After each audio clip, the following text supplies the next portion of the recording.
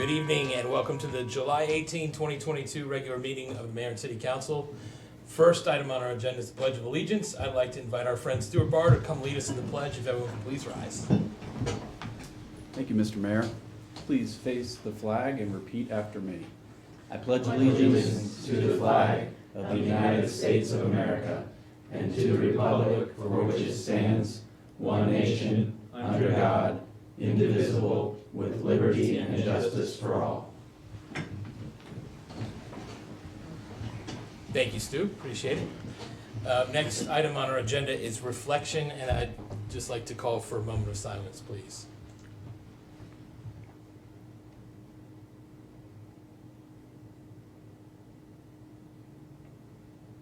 Thank you all very much. Next item on our agenda is approval of minutes, and tonight we have 5 sets of minutes to approve. The first is from the work session held on May 9th, 2022. What is the pleasure of the council? Mr. Mayor, I'll move approval of these minutes. Second? Okay, all those in favor, please say aye. Any opposed, say nay. Okay, that carries 4-0. Next, we have the minutes from the regular meeting on Tuesday, June 21st. What is the pleasure of the council? Go ahead, Lisa. Mr. Mayor, I move to approve these minutes. Second. Okay, all those in favor, please say aye. Any opposed, say nay. And any abstentions? 1 abstention. Okay, so that carries 3-0 with 1 abstention, Councilmember Spiegel. Next, we have the minutes from the June 27th, Monday, June 27th work session. What is the pleasure of the council? Mr. Mayor, I move approval of the minutes of the work session of Monday, June 27th, 2022. Second. Okay, all those in favor, please say aye. Aye. Any opposed, say nay. Okay, that carries 4-0. And then we are up to the minutes of the regular meeting on Tuesday, July 5th. What is the pleasure of the council? Mr. Mayor, I move approval of the minutes of Tuesday, July 5th, 2022. Second. Okay, all those in favor, please say aye. Aye. Any opposed, say nay. Okay, that carries 4-0. And, excuse me, next we have last, we have the minutes from the Monday, July 11th work session. What is the pleasure of the council? So moved, Mr. Mayor. Second. Okay, all those in favor, please say aye. Aye. Any opposed, say nay. Okay, that carries 4-0. Thank you guys very much. Next item on our agenda, we have appointments and reappointments to various committees. What is the pleasure of the council? Mr. Mayor, I move approval of the resolution confirming appointments and reappointments made by you to the Environmental Affairs Committee, the Gaithersburg Arts and Recreation Corporation, Personnel Review Board, Planning Commission, and Senior Advisory Committee. The Environmental Affairs Committee, 2-year term for Carl Van Nest expiring July 2024. Reappointments to the Gaithersburg Parks, Arts, and Recreation Corporation for a 3-year term for Mike Kakuris, running through July 2025. The Personnel Review Board for William Snyder through July 2025. The Planning Commission, a 5-year term for John Bauer through July of 2027, and a 2-year term for the Senior Advisory Committee for Carolyn Bassick through July of 2024. Second. Okay, all those in favor, please say aye. Aye. Any opposed, say nay. Carries 4-0, and I don't see any of the people that we just appointed in the room. I'm not wrong, right? We will thank them when we see them. And I will remind everyone who's here and who's watching that serving on a city committee is a fantastic way to get involved and contribute meaningfully to the business of the city. Our volunteer committees provide terrific recommendations to the mayor and council and are taken very seriously, so highly recommended. With that, we're going to move on to our next agenda item, which is a courtesy review, and I'm going to invite Jasmine Forbes to the table to present. Good evening. Good evening. Welcome, Jasmine. So staff's before you tonight to present a courtesy review on application ASDP-9338-2020 and seeking guidance on how to proceed with this application. As shown on the screen, the amendment to schematic development plan is for the Watkins Mill Town Center Urban Core. The applicant's requesting to reallocate 100,950 square feet of office density and 62,494 square feet of retail density between previously approved office buildings in Block B and C in the Watkins Mill Town Center. In August 1st of 2005, the Mayor City Council approved Schematic Development Plan Application SDP 05-002 for a mixed-use project. So the applicant plans to construct buildings C2 and C3 for a life science and pharmaceutical office campus with integrated ground floor retail. The increase of the building footprints for C2 and C3 will eliminate buildings C1 and C4. The square footage for buildings C2 and C3 will be 357,200 square feet of office and 5,000 square feet of ground floor retail in each of those buildings. The ground floor retail previously approved, located within the parking garage, which is C5, will be relocated to the buildings in Block B. The amendment only proposes shifting density between the various blocks and buildings, and the overall square footage approved for the Watkins Mill urban core will remain constant. Section 24-198C of the City Code states that for amendments involving a change in use or changes other than use, staff shall present the application to council as a courtesy review. It further states, following a courtesy review presentation by staff, the council shall either deem the application has a minor effect and thereby direct the planning commission to make a final decision, or the council may direct the amendment to be referred to the planning commission for further evaluation, public hearing, and recommendation. The council shall thereafter approve or disapprove the recommendation of the planning commission. And so staff recommends that the city council find that this application to have a minor effect and direct the planning commission to hold a public hearing and make a final decision on this amendment. And I'm happy to answer any questions we have this evening. Thank you very much, Jasmine. Appreciate the presentation. I am encouraged, excited, happy to see in activity here. I think I know that the residents at Parklands have been waiting eagerly for the urban core to come, and this is a necessary step to get it there, get us there. And I received a presentation months ago from the the builder and the architect on what potentially could happen here. I found it very exciting, and I think it's going to align very well with life sciences activity that's happening all over the city. I think it's going to be potentially a great boon to the city of Gaithersburg. So I'm excited about this, and from my point of view, I think this is sort of shifting density from one place to another. I think it'd be fine to deem that this is minor and direct the planning commission to make the final decision. And I'm interested to hear what my colleagues have to say. Who'd like to go first? Neil Harris. So basically, I'm just going to concur with everything that you just said, Mr. Mayor. I also had a chance to meet with the various parties involved, along with my colleague who's not here this evening, Robert Wu, who I know lives nearby and seemed to be comfortable. I don't want to speak for him, but he asked most of the hard questions at the session, and the answers seem to be pretty positive. So it seems like, as you said, to be a relatively minor change, just moving density from point A to point B. So it seems like a minor change, and I'm very comfortable moving this to the Planning Commission for their decision. Thank you, Neil. Jim. I'll play the role of Rob Wu and say ditto. Well done. I actually, just for the record, I asked Rob, because I knew he wasn't going to be at this meeting, if he had anything he'd like me to say on his behalf, and he said, I looked at it and I think it is a minor amendment. So, Lisa.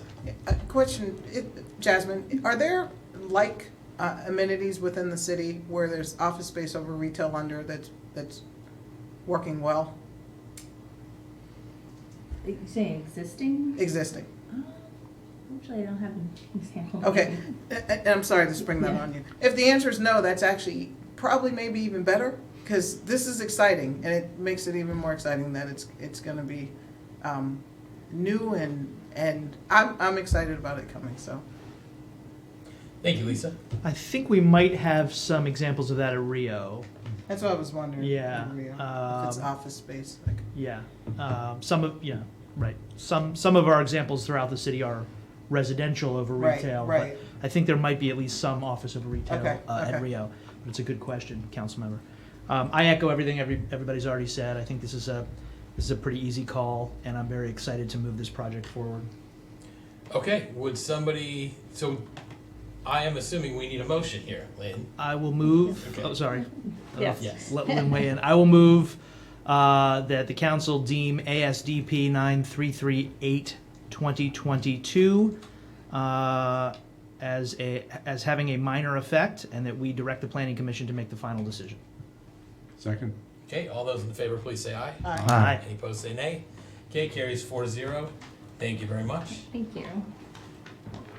Next item on our agenda is public comments. This is the time the mayor and council like to hear from anybody who'd like to speak on any topic other than a public hearing topic. And we have no public hearings tonight, so any city business you'd like to speak about, we ask that you state your name and address or neighborhood if you feel more comfortable for the record. Keep your comments no more than 3 minutes. If you have more than 3 minutes worth of material to deliver, please send it to us. Please feel free to use your 3 minutes and send us the rest in writing, and we'll consider it just like oral testimony. Do we have anybody who'd like to testify this evening? Oh, yeah, okay, come on up to the podium, please. Come on up, okay. I was thinking someone's gonna go forward. And then not so much. All right, good evening. Good evening. My name's David Mullins. I live at 935 Clopper Road, apartment T1, Gateway Apartments. I'm on the Commission for Landlord-Tenant Affairs for the city. A follow-up on a prior comment about rent stabilization. I really appreciate the mayor's receptiveness and Councilmember Wu, who's not here this evening, mentioned possibly the COLTA proposing something. I love that idea. We've tried to run with that, just letting you all know. Reached out and to the COLTA and trying to convene a meeting about possibly looking for common ground with my landlord colleagues on this to something to bring to the council. Just an update. And then of course the county is looking at a possible rent cap. If that were to pass, would love if the city followed suit. And then finally, I'm going to bring something grounded in our section 13 of our law that recognizes the often unequal bargaining power between landlord and tenants, this is a legislative finding, right, that we all live under. In the housing element of the master plan, the communities meetings reached out to representatives of homeowners associations and apartment managers, and I just want to flag that for y'all because the managers where I live are corporate citizens of Utah. The Bridge Company is corporate citizens of Utah. Where if we could, tenant associations, I think would be a good outreach point. We don't have as many as I'd like in Gaithersburg, working on that, but just flagging that for y'all. Thank you for your time, as usual. Good evening. Thank you very much. Anybody else like to testify this evening? Let me just check and see how we're looking on Zoom, and I actually see 0 people in the room on Zoom. So, we'll conclude our public comments there, and we will go to our next agenda item, which is from the Mayor and City Council, and we will start with Jim McNulty. Thank you, Mr. Mayor. This week I had or I guess it was last week, I had the opportunity, it's really blending together, Mr. Mayor, the past 2 weeks. Had the opportunity to attend the retirement of Gaithersburg Police Officer Lieutenant Ray Campbell. 27 years with the Gaithersburg Police Department, as well as additional service, including the U.S. Marine Corps.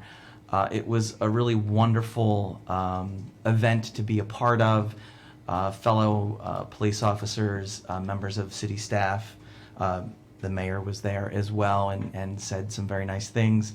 And I really loved what Lieutenant Campbell had to say, particularly about how he saw his role in public service. And he thought it was less about law enforcement and more about keeping the peace. And I thought that distinction really jumped out at me. And the role that all of our men and women of the Gaithersburg Police Department and Montgomery County Police as well do to help keep the peace and keep us safe. It's a hard time to be a police officer. And I think everything that we can do to celebrate the good work that is done and focus on, obviously there have been challenges, and not everybody has had the same experience across the country. But I'm very proud of the men and women of the Gaithersburg Police Department, and Chief Sroka and your team do a tremendous job. And, we need more good men and women to sign up. We need people to serve. There are openings within the police department. And we are always kind of asked, what are you going to do to help, with the perceived increase in crime around the area? And I will turn that around and what is the community going to do? Do you know somebody that can step up and join the force and help us to help preserve the peace? So just congratulations to Lieutenant Campbell and his family, and I wish you a very happy retirement and well-deserved. Speaking of public safety, a number of us had the opportunity to attend the Gaithersburg Germantown Chamber of Commerce Public Safety Awards. And I'll be honest, I got very emotional hearing some of these acts of heroism and bravery. As somebody whose life was saved by the Montgomery County Police Department, it's not the first time I've mentioned it, it won't be the last. It meant a lot for me to be there and to celebrate those acts of heroism. So congratulations to everyone who was recognized. I mean, people being pulled from burning cars and homes, you name it. It was really, really something. So thank you to all of them for helping keep our streets safe. Speaking of safer streets, as you know, I ride my bike a lot around the city of Gaithersburg. We have a number of sharrows and bike paths and sidewalks, and I cannot tell you how many times recently that I'm riding my bike and I get a very strong whiff of marijuana. And, as marijuana and cannabis become more and more legal in Maryland for different situations, what remains illegal is driving under the influence. I actually had somebody at a red light in my car come up to me, looked over and kind of smiled, and they offered me some. So, we've done a lot of work on trying to curtail drinking and driving. Let's not backslide on driving under the influence of other substances. It's dangerous, it's not smart, and let's not abuse this new right that we're having to this substance. Let's be safe out there on the roads. As I mentioned, it's been a long couple of weeks. Part of it is because I traveled to Grand Rapids, Michigan for work, which is a city of about 120,000 people. It's a beautiful city. I'd never been to that part of Michigan before. And I was really impressed with their use of micro-mobility. There were scooters and bikes that you could rent on multiple corners all throughout the downtown. I was staying in a hotel just off of downtown, and it was really easy to open up my app that I already had from other cities. It's actually, Uber has a relationship with Lime. I was able to get a scooter very easy, take it back to my hotel. They had bike lanes, they had wide enough sidewalks, and the charge even handled some of the bigger hills. It was a couple-mile ride. It was a beautiful night, and it was much better than waiting for an Uber. I'm becoming a big fan of these scooters, and I think, as we are doing the work to try to connect the city with, bike lanes, and thinking of this kind of micromobility as an option to help people get around these longer distances. We often talk about how do we get people from our economic centers more easily. Is it a shuttle? Is it a bus? If we have the infrastructure, this is a very good option for us. So just wanted to put that out there as I was traveling throughout the Midwest. I also wanted to call attention to something that we've talked about here, that the Arts on the Block, or the group Arts on the Block, has been selected to design, fabricate, and install a new public art project in Gaithersburg at the Skate Spot. 9 young people, including 2 students from high schools in the Gaithersburg area, will create art using paint and mosaics. The committee was comprised of West Riding and Diamond Farms neighborhood representatives, including former council member Mike Sesma, and working with staff to select the group that is going to be putting these designs in. This installation joins 27 other pieces of art that are part of the Gaithersburg Art in Public Places program. So really excited to see that come to fruition. And finally, as a point of personal privilege, my sister Michelle is getting married this coming weekend up in Boston, so I'll be flying up to there. So I want to wish Michelle and her fiance Ben a lifetime of happiness. They've been together for quite a long time. COVID kind of delayed this big day coming, so I can't wait to get together with the family and celebrate that. So, Congratulations. thank you, Mr. Mayor. Neil? Well, it's a tough act to follow, but let's see what I can do. So first of all, I also traveled on business, I think 3 weeks ago. I had a business trip and spent the week in Seattle, and was very cognizant of the fact that there's still a pandemic around there, so was being very careful.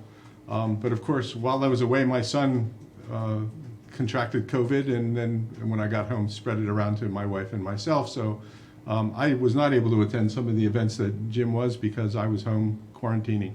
I have to say that because my son is a student, the state was notified of his case, and they contacted me with a survey, and then I let them know that my wife and I had also contracted it. So they did a really admirable job, I thought, of working on contact tracing and giving us the guidelines for how long that we should stay quarantined from other people, and how long we should be more careful after we left the house after quarantine. And I thought that the responsiveness of the state of Maryland for that situation was great.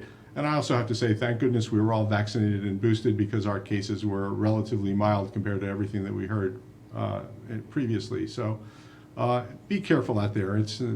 I know everybody's sick and tired of the 2.5 years and counting of this pandemic, but it's still out there, and there's still people getting much sicker than we got.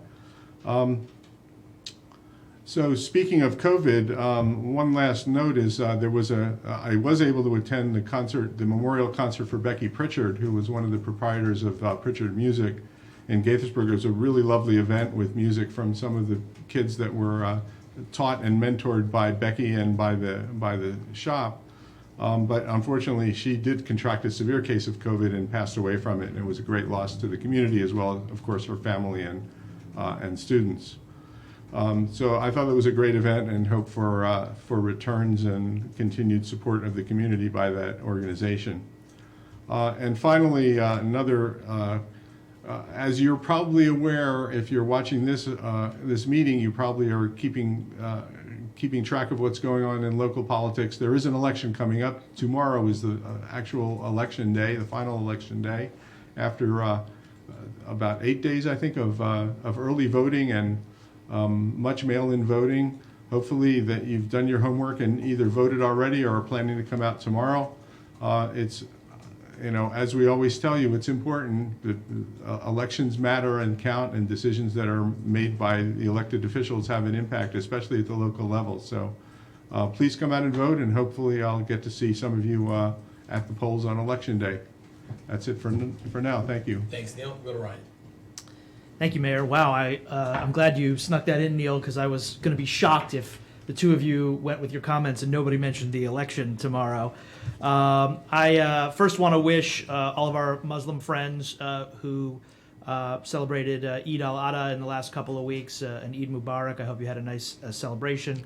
I also attended a number of the events that have already been discussed: the retirement for Lieutenant Campbell, the Public Safety Awards hosted by the Gaithersburg Germantown Chamber of Commerce, and the memorial concert for Becky Pritchard. And I just associate myself with all the nice comments that my colleagues have made about those events.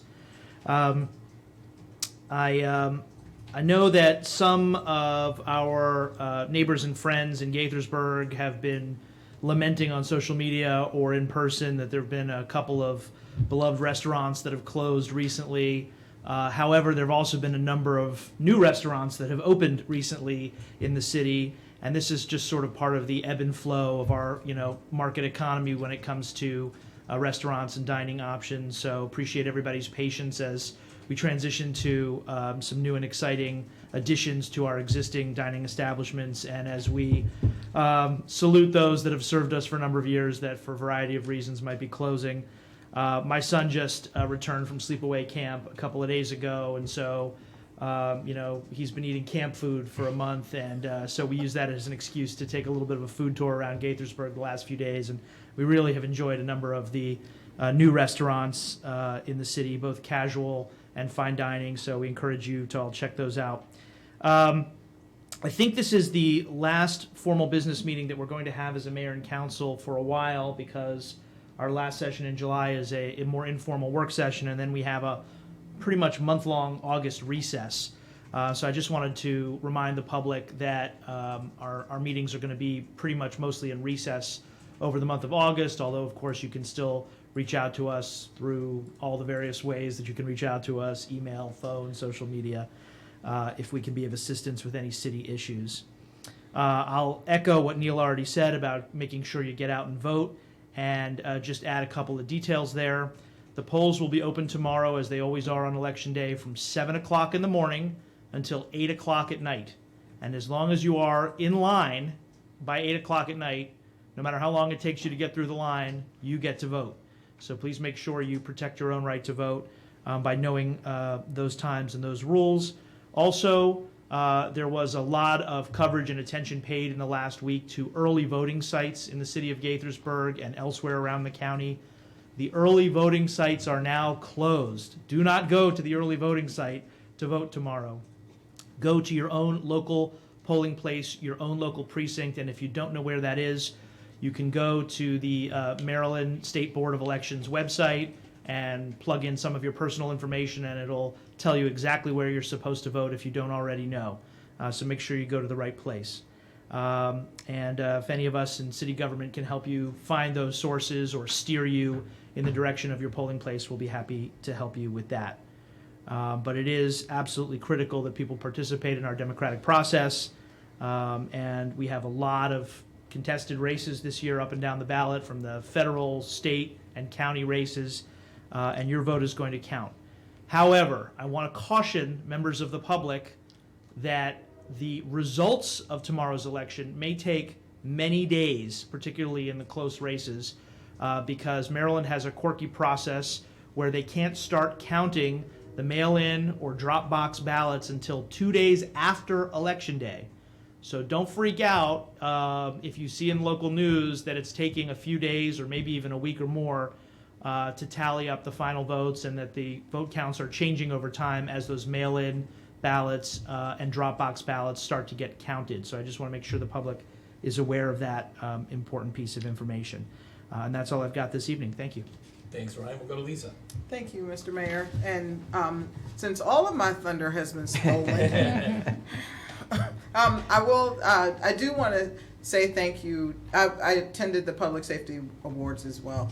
And I get the opportunity to, and I'm grateful for the opportunity to build solutions for the public safety entities of Montgomery County. So I get to see a little bit behind the scenes of what happens. But in those Public Safety Awards, it's incredible to hear the stories of those individuals who run intentionally towards danger, just to save others. And in a time that we're in where the bad folks outweigh sometimes the good folks, I'm happy for those Public Safety Awards and the Gaithersburg Germantown Chamber of Commerce to recognize those individuals who are the good. And thank you. And to the City of Gaithersburg Police, always, whenever I dial 911, and thankfully it's not a lot, you do run towards the danger. And the crazy old lady who called because she thought she heard something named Lisa Henderson, you still show up and treat it seriously.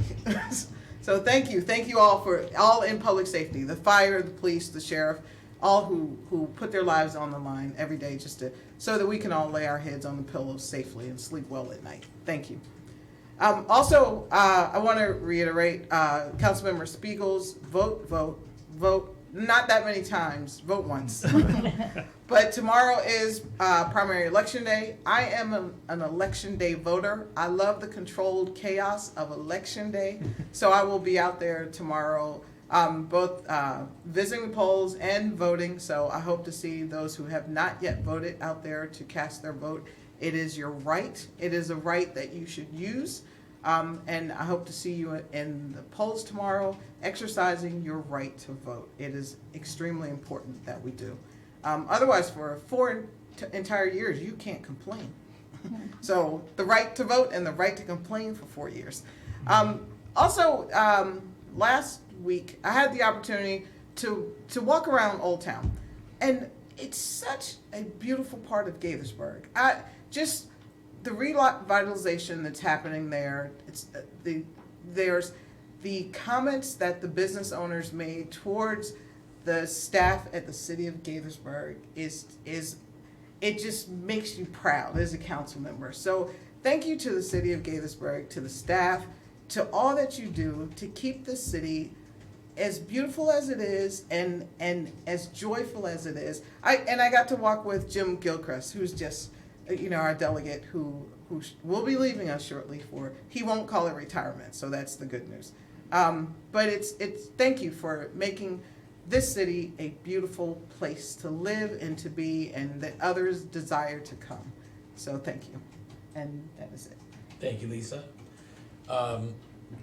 What a nice thing to say, actually. I'm going to be doing a lot of echoing here because you guys were super comprehensive in your remarks. Congratulations to Lieutenant Ray Campbell. As Jim said, that was a very moving event. There was some amazing testimonials from his colleagues and from our chief for his service. He was an important member of our Gaithersburg staff family for 27 years. That's a big deal, and people really appreciated his service. So, I'll echo the comments on the Public Safety Awards. I will echo the comments from Neil on the Becky Pritchard Memorial Concert, which was a lovely event, moving tribute that they may continue year after year. I will echo all of the calls to vote. One challenge for us in the Up County is that we tend to be, on an average basis, a per capita basis, less active voters than they are in the Down County, and so the Down County tends to get a lot of attention, and the Up County, we have to struggle for it.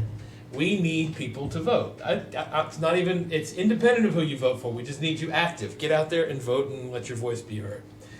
I will add that I had a chance to speak. I want to thank the Gaithersburg Rotary Club for having me speak there last week. It was a lot of fun. We caught them up on a lot of the projects that are going on in the city.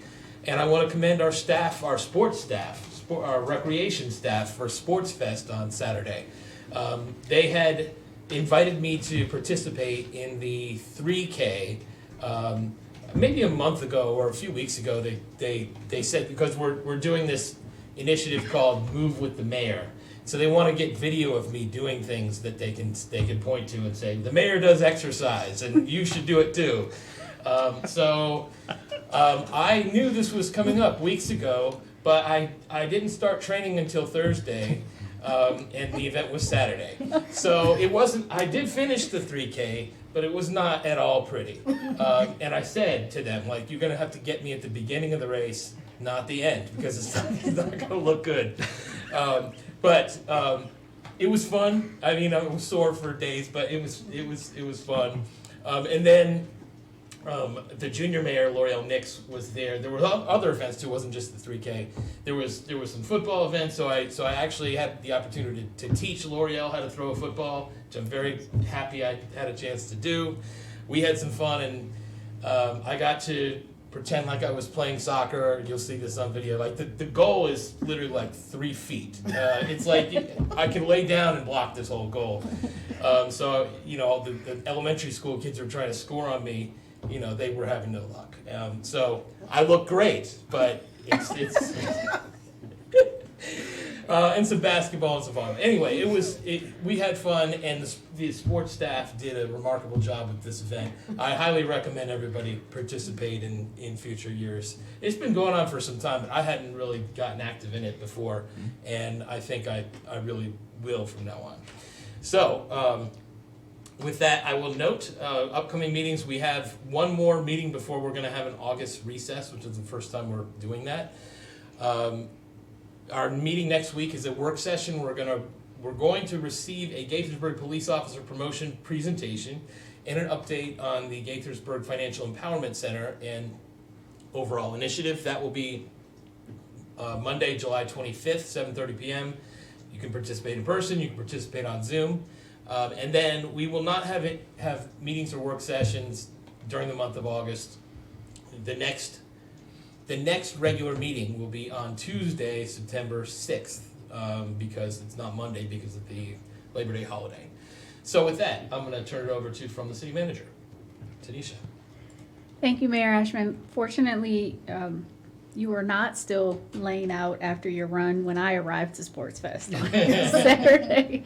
I did agree it was a really great event. My favorite part of it was the smoothies that you can make while riding the stationary bike. So I don't know if you got a chance to see that. I did not do that.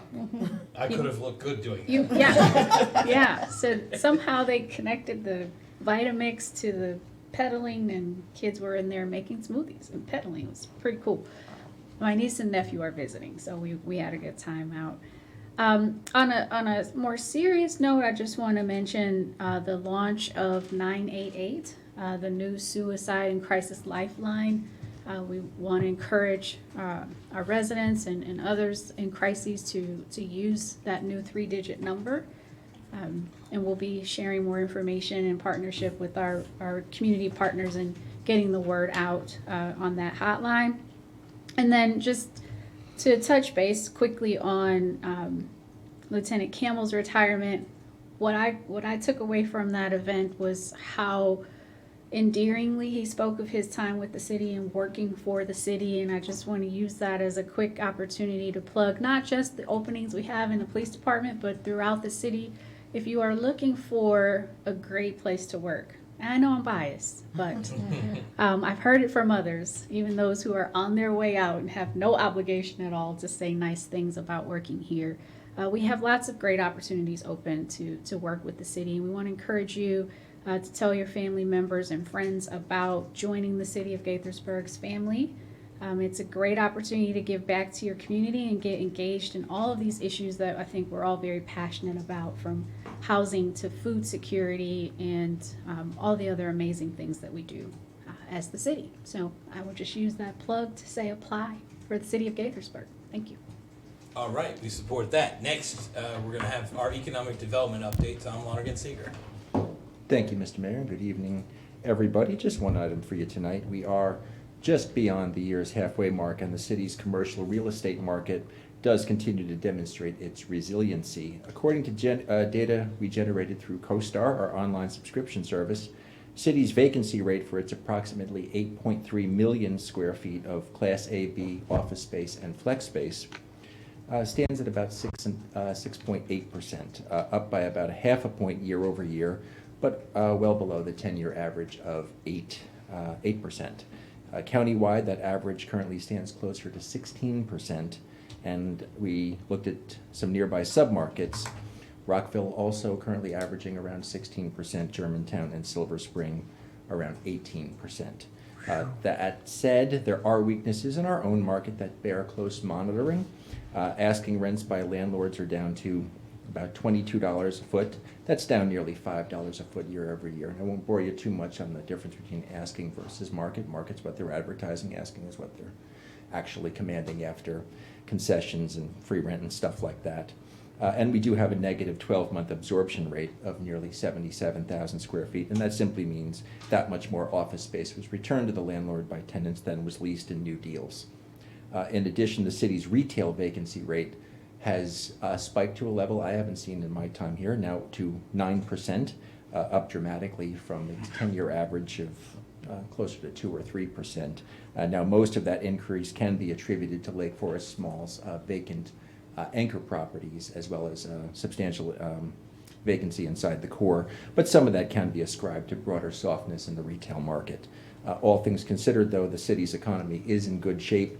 Your economic development team, working together with our state and county partners, will continue to actively pursue new tenants and further our efforts to define the city as a great place to do business. Before you go, and don't answer this if you don't have an answer, but just to put you on the spot for it, is there a working theory as to why, 9 or 10 points better than the county and the surrounding area? You have a sense of why that is? Other than it's Yeah, the of course, greatest I city know in the world, besides the obvious. Simplest answer. Yeah. 8.3 million square feet. We do have a substantial amount of real estate that is owner occupied, such as AstraZeneca. We have a very, very strong biotechnology market that's leasing a lot of our flex space, converting a lot of our older office space. As you know, life science vacancy is closer to 1.5% right now. Our Class A office space down in the Rio market is also low single-digit vacancy. It's really the Class B and C office space that's struggling the most right now. And we have some, obviously, but not as much as other submarkets is one of our interpretations, as well as the fact that our rents are more affordable than a lot of those submarkets as well. I don't know, we're just generally hitting the right notes. Sounds good. I'm going with the greatest city in the world. I thought that was Primary the simplest fact. way to say it. Yeah. Thank you, Tom. Thank you. Okay, next we are going to move on to ordinances, resolutions, and regulations. And I'm going to invite the chief up here first to talk about our contract for our speed cameras. Good evening, Mayor and Council. Good evening.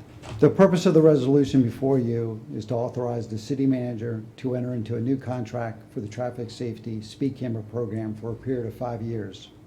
In 2021, the city entered into a 1-year contract extension for the current speed camera program in anticipation of Montgomery County's selection of a new vendor. A request for proposals was announced and Conduit State and Local Solutions was selected. Having continuity between the city and county programs is necessary to ensure consistency of services between the city's photo speed enforcement program and those of Montgomery County government. The resolution to approve the contract with Conduit would allow the city to maintain continued operation of our speed camera program. It would authorize the city manager to enter into this contract and spend the funds necessary to support and manage the program. Unless there are questions, the resolution is before you for a vote. Thank you, Chief. Questions, comments? Ryan? Thanks, Mayor. Thanks, Chief. I think this is pretty standard run-of-the-mill decision, but I think we ought to take this opportunity, since we're in front of the public, to just kind of remind everybody that there is no bounty system in our speed camera program. That's not what it's for. It's not a revenue generator. And the hope is that when we place speed cameras in certain troublesome locations, that we are actually going to change behavior relatively quickly so that we stop generating revenue from these cameras and increase public safety. And so that's more of a comment than a question, but I just wanted to kind of highlight that as we're having this discussion, in case members of the public aren't aware of that, that there is absolutely no such bounty system under our speed camera system, and it is not a revenue generator. That's correct. It's all the cameras are placed in furtherance of traffic safety and our traffic safety goals. Thank you. So I just want to add another comment. I was somewhat skeptical about speed cameras when I first joined the council, but being a data-driven guy, I was asked for information, and you have provided it on an ongoing basis, voluminous information that very clearly shows that that speed cameras reduce traffic accidents and make them less severe. So fewer of them and less severe when they happen. So I am on board with the program and happy to support it going forward. Jim? This is my first opportunity. I'm sad to say that our family has gotten a few of these over the years, but it makes you aware of, I think a lot of times we run on autopilot, and it kind of keeps you honest. So, I think it's, the only question I think I might have is, can you maybe just talk a little bit about the importance of having the same vendor between the county and the city, and how that helps? Sure. What our thoughts were is primarily was the first reason was if a citizen received a speed camera citation in the city, and then they received another citation outside of the city but in the county, it should be the same process. And then also the courts here in Montgomery County are also familiar with the speed camera program here throughout Montgomery County. So when they hear the parking or the speed camera enforcement officials come before the court and testify about the program, how the program works, they're already familiar with all that, because we've been doing this with this vendor since 2015. Great, thank you. And are we getting an economy of scale by working with them as far as the cost of the program? The Montgomery County government competitively bidded the contract. So as a result, since they have so many cameras, we did receive a reduced cost for the contract costs. The answer is probably yes. Yeah. The thing is, we started doing speed cameras like right around the time we were elected in '07. I don't, maybe it was a little bit before that. And we've always piggybacked on those contracts. So I don't know if we know exactly what it would be if we bid alone, but it doesn't make sense for us to be able to get a better deal than the large scale deal from the county. No, it makes total sense, yeah. Again, more for the public than anything is understanding the fact that we did a 1 year and that we're, piggybacking on what the county's doing. Thank you. Okay, that's it. Lisa. Thank you, Mr. Mayor. I'm smiling, Chief Soroka, because as a former popular victim of these cameras, I understand maybe way too much the difficulty of a county camera versus a city camera, and when you get a nice little notice where to go to pay it online. It also has deterred my behavior. So they are working, and I can tell you right now, Quince Orchard Boulevard going down past the Bank of America, yeah, you want to drive the speed limit on that road, or it will catch you every single time. So it is, they perform a function that is necessary, because it makes me pay attention to the speed limit and my driving behavior, and to be better on the road. So yes, thank you for negotiating this through to make it more productive for the city. All right, someone want to move the resolution? I move the resolution. Second. Okay, all those in favor, please say aye. Aye. Any opposed, say nay. Carries 4-0. Thank you, Chief. Thanks, Chief. Next, Melanie Brown, to talk about the contract for construction on restoration of Crown Farm Corn Crib Barn. Yes. Good evening, Mayor and City Council members. The resolution before you this evening is to authorize the city manager to award a construction contract for the restoration of the Crown Farm Corn Crib Barn located at 415 DeCoverly Drive.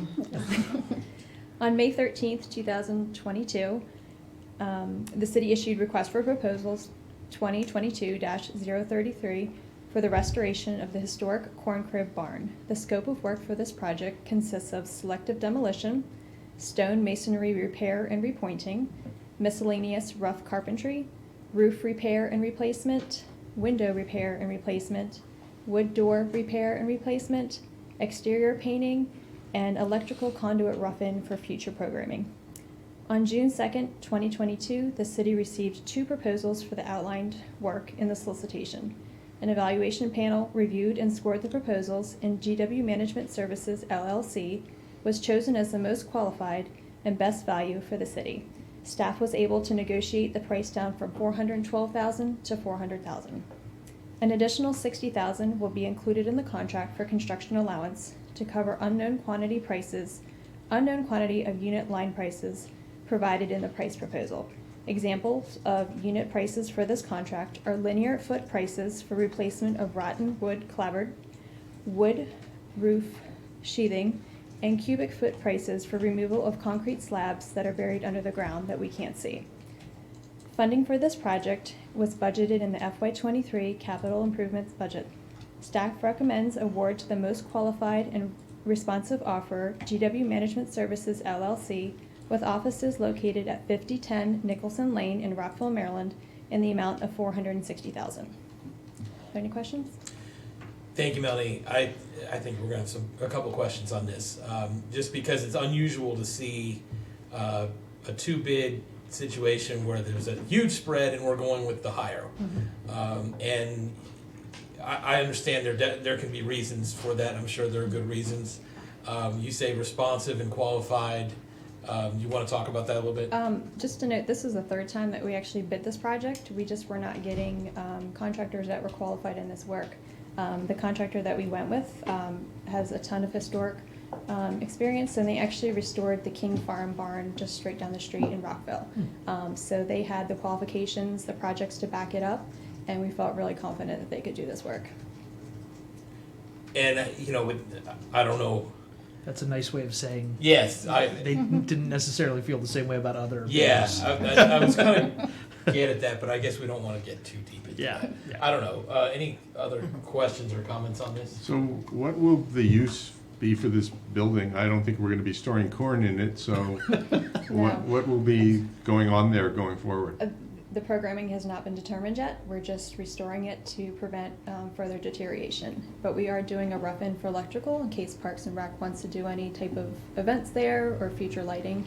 But we are just securing the building and preventing it from deteriorating any further and being vandalized any further. So. Any other questions, or someone want to move the resolution? I will move the resolution. Second. Okay, all those in favor, please say aye. Aye. Aye. Opposed, say nay. Okay, carries 4-0. Thank you very much. Next, Rob Emart. Welcome, Rob. We're going to talk about some code, some deep code. Yeah. Good evening, Mayor and City Council. Every 3 years, the International Code Council publishes updated and revised codes. The department and I take great pride in the city staying up to date on these codes.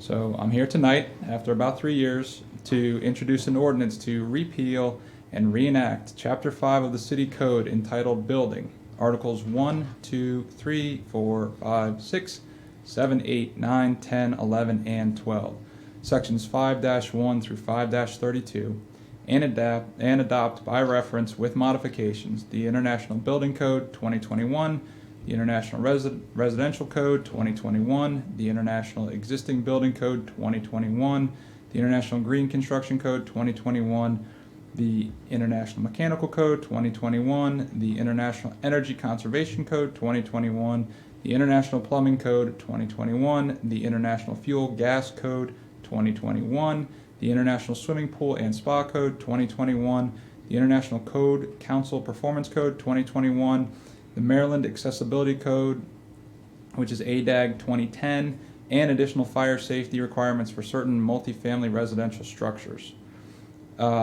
Just a quick background for you all. The Mayor and City Council approved the last update to Chapter 5 building of the City Code on February 18, 2020. At that time, we added a new code to our list of codes here, which was the International Code Council Performance Code. This ordinance will repeal and reenact Chapter 5 to adopt the newest version of the 2021 international codes developed by the International Code Council. The recommended modifications are consistent with the existing Chapter 5 language and city policies. And finally, our desired outcome from Council tonight is to vote to introduce this ordinance and notify the public of the public hearing tentatively scheduled for September 6, 2022. Thank you, Rob. Okay, so this is before us is introduction. Ryan, you have something here? Yeah, I know this is just an introduction, but this I see this as housekeeping. That we do every few years to stay at the forefront of the evolving best practices. But I did just want to note, I thought it was interesting in going through the draft, the kinds of things that have changed in the last 3 or 4 years since the last update. There's a whole section in there now on escape rooms. Mm-hmm. And so things like that you don't think about as different interesting uses of buildings are coming our way. So I just thought that was an interesting observation. But I'm supportive. Okay, any other questions or comments? I'll just kind of chime in on there. Electric cars and chargers and That's the next one. Yeah. Oh, yeah. I mean, Yeah. Thank you for all of the work that it takes to stay on top of this. I think it takes 3 years actually just to rewrite it all, which is why they come back to us in 3-year chunks. It is very dense, but it is important to stay on top of these codes. Again, it's a public safety concern in making sure that, as contractors are working, that they're, staying up with the latest and greatest. So I'm supportive as well. Okay, someone want to move to introduce? Move to introduce. Second. Okay, all those in favor, please say aye. Aye. Opposed, say nay. Okay, carries 4-0. Rob, you're up again. Thanks for reading the amendments. Proof that we actually read them. That's about 100 pages worth of stuff, so I appreciate that, and so do the folks that have worked on this. Next one up is the introduction of an ordinance to repeal and reenact with amendments Chapter 7 of the Gaithersburg City Code entitled Electricity, so as to adopt the 2020 National Electric Code, which is also known as NFPA 70.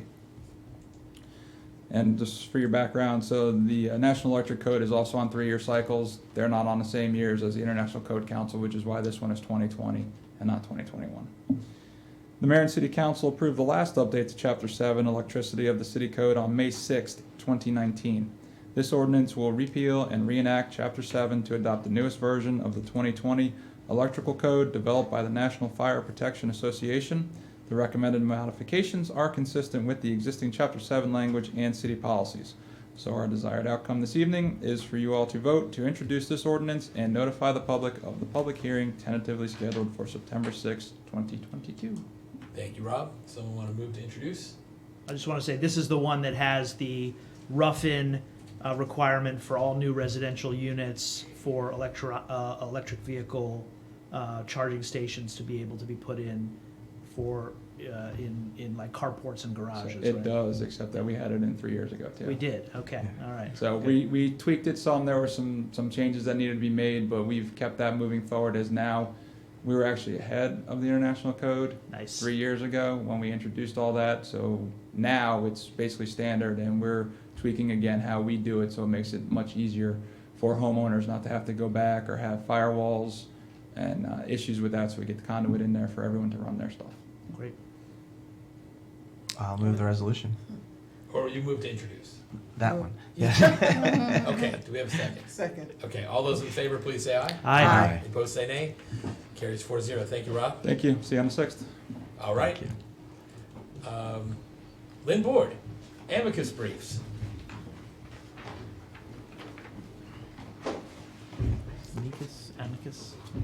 Amicus. Is amicus wrong? No, some people say amicus, some people say amicus. I thought it was amicus. It's amicus? I don't know. I Some took people Latin. say it one way, some people say I it. try to forget my Latin from high Where's school. your Latin, people? It's amicus. Good evening, Mayor and Council. The city has received 2 requests for the city to participate along with other counties and municipalities across the country in 2 amicus briefs. One comes from Los Angeles County and the other comes from the city of San Francisco. With me this evening is Misha Tumanen, who is a intern in our office this summer, who is going to lead the discussion on this issue. Take it away. Hello, Mayor and City Council. My name is Misha Timonen, and today I'm here to discuss 2 cases which I think which the city has a great interest in. The first of which is 303 Creative via Lennis. So this case concerns a woman out of Colorado who runs a website design company called 303 Creative. And she refused to design websites for same-sex marriages.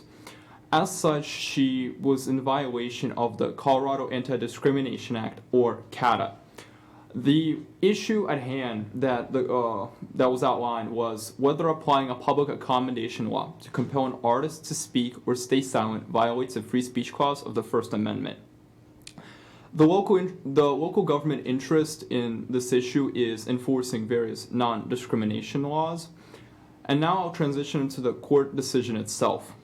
So the 10th Circuit, as well as the local district court, granted summary judgment to the state of Colorado in this instance. Since the court viewed that CATA met strict scrutiny, the Colorado had a vested interest in protecting the rights of minority groups, which in its view trumped the free speech rights of Lori Smith in this case. Additionally, the court has also argued that the accommodation clause of CATA does not apply to does not violate the free speech rights of 303 Creative due to the fact that the state can prohibit speech which would promotes unlawful activity, in this case discrimination. Now we'll transition towards the second case, Louisiana v. CDC. So the background of this case is that during the onset of the COVID pandemic, the CDC passed an ordinance which would ban all immigration from Canada and Mexico to the United States. However, a year or so later, what ended up happening was that the CDC planned to carry out a termination order, which would end that policy. However, it did not provide notice for it did not allow notice and comment on behalf of various parties, and as such, they were in violation of the federal rules of procedure.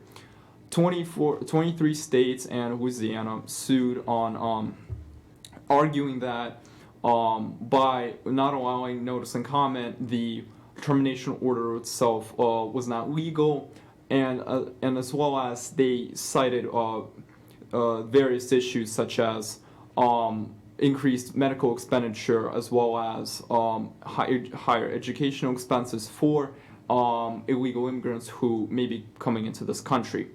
The case is currently pending before the Fifth Circuit, and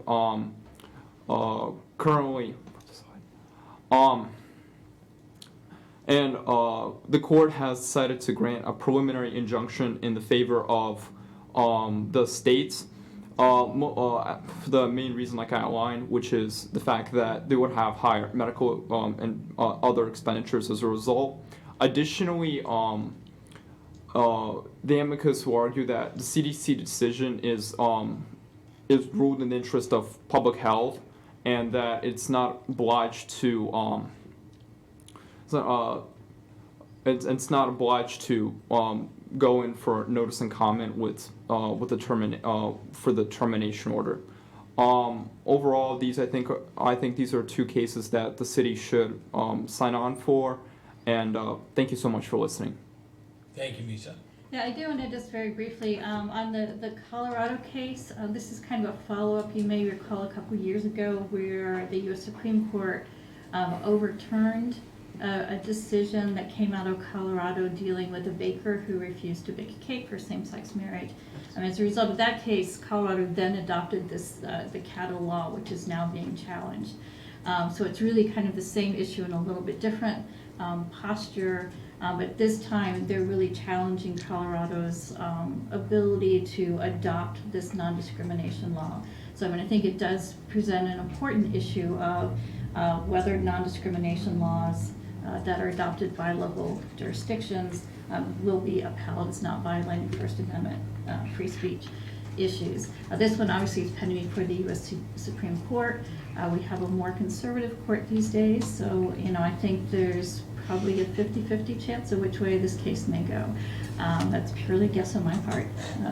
The Louisiana case, I think, is a little bit different when in posture. This is clearly a political move to bar immigration by trying to claim there's some procedural barriers in the CDC's, rescission of their order, barring immigration during COVID. It is pending before the Fifth Circuit court, which is a very, very conservative court.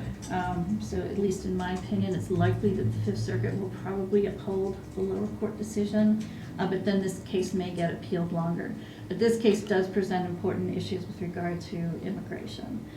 So this evening, we're really looking for authorization from the mayor and council, whether the city chooses to participate or not in each of these cases. As always, the jurisdictions that are preparing the amicus brief will allow us to review those. Actually, we got the one for the Colorado case today that we're taking a look at, and they'll bear the expense of preparation and filing of the brief, so there would be no cost to the city to participate. Essentially, the only thing we would be giving is time to review Correct. the brief and decide if we make a final decision about signing on or not. Correct. Yeah. Yep. So Okay. we're happy to answer any questions that Questions, you may have. comments? Who wants to go first? Ryan. I have a little Socratic method, couple of questions here, test our panel here. First, Misha, great job. Thank you for summarizing these two cases. I will say these are probably a little bit outside the normal comfort zone of the kinds of cases that we have in the last several years decided to join amicus for. But I think in the end, I'm probably still comfortable joining these because I think the underlying issues are important for local governments to take a stand on. But let me ask you a couple of questions. First, on On the Colorado case, the 10th Circuit is not known to be a particularly liberal court either, and they upheld the Colorado statute, right? Correct. Okay. So I guess that's potentially encouraging. What grounds did they uphold it on, and do we think that's something that might resonate with the Supreme Court or not? I mean, I know we can't. It's you know, it's a magic 8-ball, but do you know? Sure. I mean, I think that they looked at, certainly within a local government's police powers, we have the ability to enact, particular laws. And in this case, they did look at the balance between, kind of protecting the interests versus, the free speech interests. And they did say that they had met the strict scrutiny standard, that the state law did meet the strict scrutiny standard. So if a local government or state government wanted to identify a protected class that's sort of not explicitly protected by a constitutional provision, as in this case, as long as it meets the strict scrutiny standard, that we would be allowed to do that. Correct. And there'd be a compelling governmental interest. Yeah. Okay. And on the Louisiana case, is that primarily just an argument about the Administrative Procedure Act, which is a pretext for the larger immigration policy, which I think is what you were alluding to earlier? Yeah, absolutely. Okay, and is there an argument being made by the amicus or by, I guess it's the federal government in that case, that immigration policy is generally the exclusive purview of the executive? Is that being argued as well? Yeah, I think that there's kind of like two main arguments. So certainly that is one, but also that the initial order of the CDC during the pandemic was an emergency order, so they did not follow the Administrative Procedure Act in order to adopt the order. So their theory is that they can rescind or terminate the order through the same practice, so it doesn't require all the APA requirements. We didn't follow the rules on the way in, so we don't have to follow them on the way out. Okay. All right. Well, those were my only questions. But it's Sorry. really under emergency powers. Right, emergency powers. I'm just kidding, of course. Okay, but I mean, I'm okay with us signing on to both of these. But just wanted to make those comments and raise those questions. Thanks. Jim? Thank you, Mayor. So I appreciate the lawyer on the council taking kind of the first stab at this. I can see the Colorado case because it involves local rule and the ability to set regulations and how the city of Gaithersburg could weigh in and have a position. I'm a little more concerned about the CDC case and where it really is more of a political conversation, saying that immigrants obviously are an important part of all of our communities, and using that as a reason to weigh in feels a little thin to me. And I don't know if we want to be weighing in on something that is really, as you pointed out, a very political case. We don't even have our own health department, so I think it's difficult for the city to be able to weigh in on that front. The county may have a stronger say just because, again, they have the health department. So I'm less inclined to weigh in on that one than I would be on the Colorado case. In the Louisiana case, we have not yet seen the amicus brief yet. We anticipate getting it kind of the end of this week, maybe beginning of next week. But they need a decision by August 1st of whether we're going to participate. So not a lot of time to review. But they've indicated so far that the main thrust of their argument is really going to be the benefit that immigrants bring to local communities. So kind of exactly the theory that you were just espousing, that it becomes more of the political argument versus a procedural argument or the violation of local government rights. Can I, if I may, I just want to add a little bit of historical context to that issue, not long historical context, because we haven't been doing these amicus briefs for that long, but in the few years that we've been doing them, we took a position joining an amicus brief on the public charge rule and on the DACA rule. And so we do kind of have a pretty consistent history of saying, that we, as one of the most diverse cities in America, with a large immigrant population, want to take a stand on. It's more, in my view, a policy stand than a political stand on the importance of open immigration and making sure that we are not, scapegoating immigrants through our other policy decisions as a federal government. But I mean, I understand the point that you're making, Jim, but I just wanted to offer that context because our city council has done that with similar arguments about immigration policy for at least a couple other very high-profile cases, and I think our side won both of those cases. Correct. Yeah.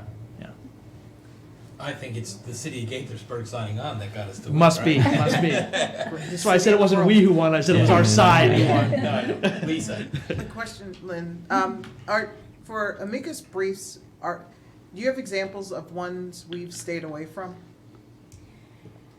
You know, we're kind of historic. We've not gotten many requests for amicus brief. It seems to be kind of a newer phenomenon. So we have been very successful to date, and I think we've been successful in all of the cases that we have signed on. Okay.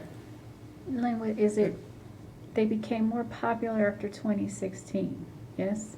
Yes. Okay. Neil. Do what you want with that. Yeah, right. Got it. I don't really have a lot to say. If we want to participate in them, it's fine with me. I think they're both reasonably good causes. Okay, Lisa. Just a question, just pure curiosity. In the Colorado case, how did they determine that that was the cause? That was the... Particularly in baking the cake, how did they know that it was discriminatory because of same-sex couple? Because the business refused stating that was the Oh, reason that they were... okay. Admitted it. Okay, well, then. Probably because they wanted to make it a test case, right? Okay. They wanted to say, look, we're going to openly admit this is the reason we're not doing it, so that this will be a test case for whether it's constitutional to force us to do it. Okay. Yeah. Right. So Lisa, I think right now we have 2 in favor of joining on both amicus briefs, and Jim is in favor of joining one of them. Where are you? Both, in favor of both. Okay. All right, well, then we have a majority. Do you need a motion or? No, we just need direction. Okay. Okay. All right. Well, thank you both very much. Thank you. And do you have anything from the city attorney? Anything more? Nothing further. Anything from any other staff? Okay. Not seeing anything, then I will remind you, we have a work session next week. Please join us on Monday. Upcoming things, we have National Night Out coming up on the first Tuesday in August. I think it's the 2nd of August. And there will be Labor Day Parade, and there'll be the Kentlands Lakelands 5K on Labor Day weekend. And we will see you back after the work session next Monday. We'll see you back for a regular meeting on, what was it, the 6th? Tuesday the 6th of September. So until next time, let's do great things, Gaithersburg. We are adjourned.